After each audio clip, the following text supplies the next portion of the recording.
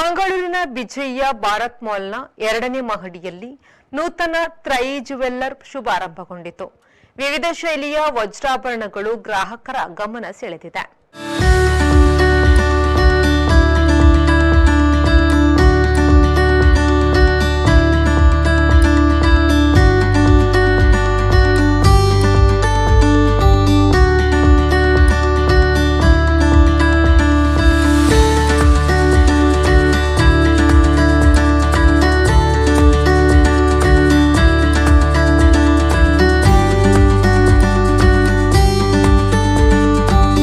Limelight ವಜ್ರಾಭರಣಗಳ exclusive showroom ತ್ರೈ Eternal Jewellery ನಗರದ ವಿಜಯ್ ಭಾರತ್ ಮಾಲ್ನ 2ನೇ ಮಹಡಿಯಲ್ಲಿ ಉದ್ಘಾಟನೆಗೊಂಡಿತ್ತು. ನೂತನ ಮಳಿಗೆಯನ್ನ ನಟ ನಿರ್ದೇಶಕ ರಿಷಬ್ ಶೆಟ್ಟಿಯವರ ಪತ್ನಿ ಫ್ಯಾಷನ್ ಡಿಸೈನರ್ ಪ್ರಗತಿ ರಿಷಬ್ ಶೆಟ್ಟಿಯವರು ಉದ್ಘಾಟಿಸಿದ್ರು.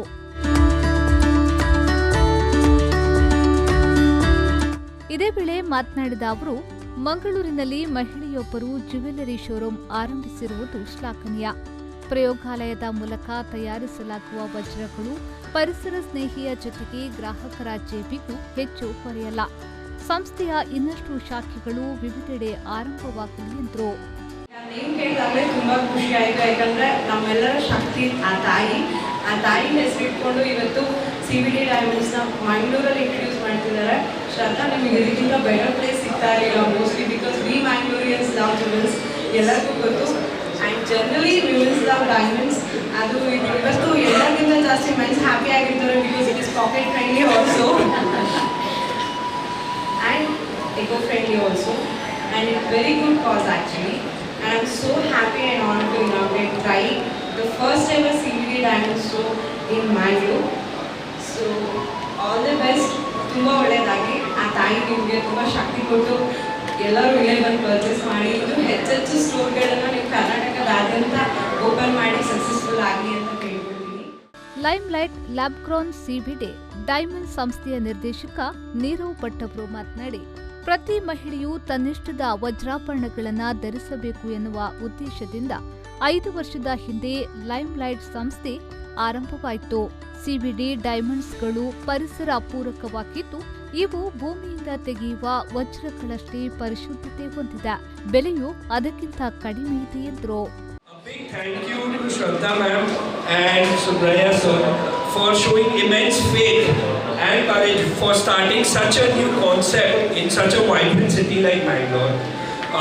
This Limelight as a company I started in 5 years back only, but with a vision to adorn every woman with a diamond. Because and it's not only a story about the diamond, but with the diamond there are a lot of factors which come around with it. And in that case, this diamond is an absolutely eco-friendly and sustainable diamond.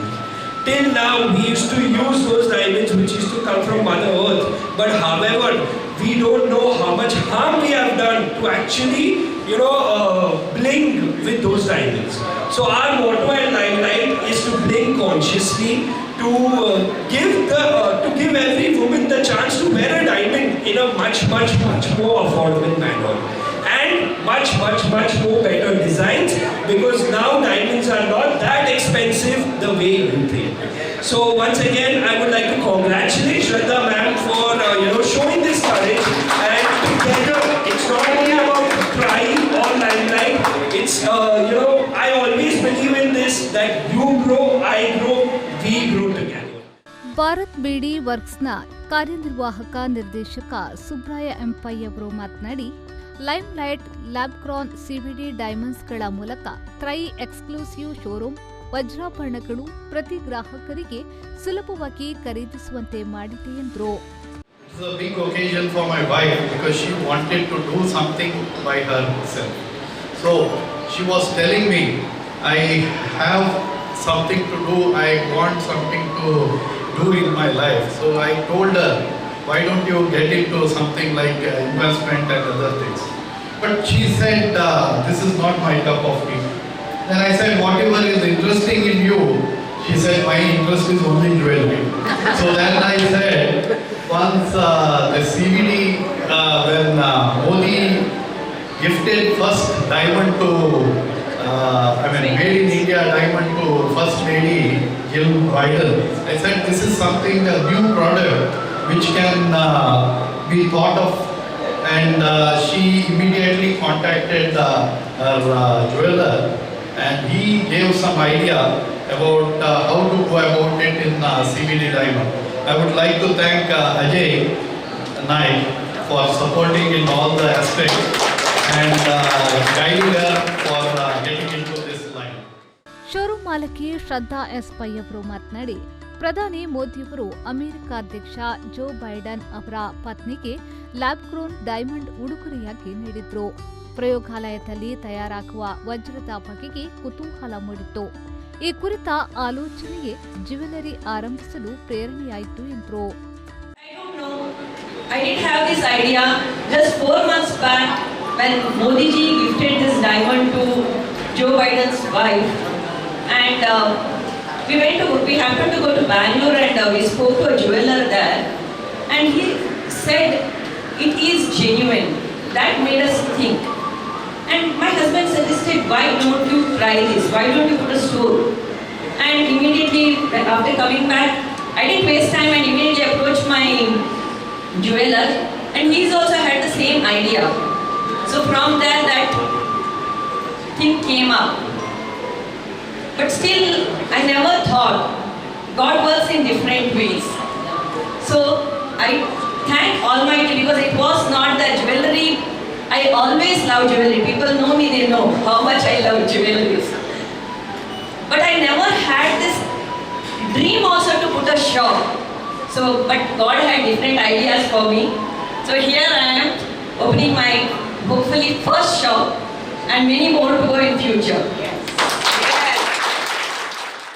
ಈ ವೇಳೆ ಭಾರತ್ ಬೇಡಿ ವರ್ಕ್ಸ್ನ ನಿರ್ದೇಶಕರಾದ Anand G Pai, Nagendra D Pai, Sudhir M Pai, Venkatesh M Pai, Bharat ಸಿನಿಮಾಸ್ನ ನಿರ್ದೇಶಕ ಬಾಲಕೃಷ್ಣ ಶೆಟ್ಟಿ, ಹಿರಿಯರಾದ M Vasudeva R ಕುಡ್ವಾ, ಸಂಸ್ಥೆಯ ಲೆಕ್ಕ ಪರಿಶೋಧಕ ಬಿ ಕೃಷ್ಣಾನಂದ ಪೈ, ಭಾರತ್ ಬೇಡಿ ವರ್ಕ್ಸ್ನ ಕಾರ್ಯದರ್ಶಿ ವಾಸುದೇವ್ ಎಸ್ ಪೈ ಮೊದಲಾದವರು ಉಪಸ್ಥಿತರಿದ್ದರು.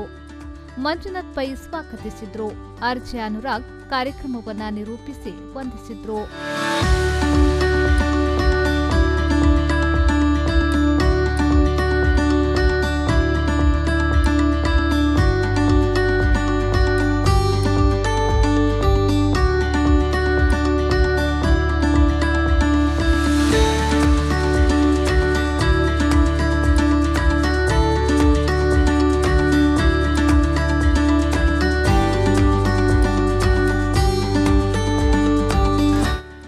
ನಾಗೇಶ್ ಕಾಬೂರು, ವಿ4 ನ್ಯೂಸ್, ಮಂಗಳೂರು.